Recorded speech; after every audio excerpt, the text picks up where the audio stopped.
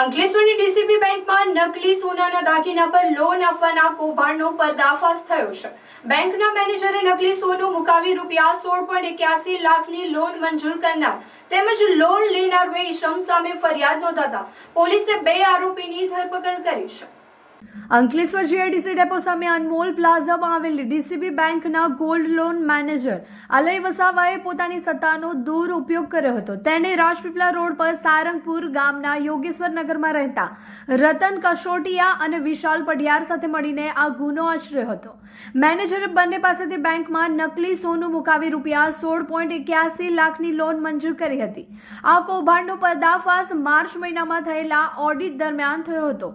જ્યારે મૂકેલું સોનું નકલી હોવાનું બહાર આવ્યું ત્યારે બેંક મેનેજર જય મોદી દ્વારા અંકલેશ્વર બી ડિવિઝન પોલીસ મથકે ગોલ્ડ લોન ડિપાર્ટમેન્ટના મેનેજર અને લોન લેનાર બંને ઇસમો સહિત ત્રણેય સામે છેતરપિંડીની ફરિયાદ નોંધાવી હતી। પોલીસે આ મામલામાં લોન લેનાર બંને આરોપીની ધરપકડ કરી છે, જોકે મુખ્ય સૂત્રધાર હજુ ફરાર છે।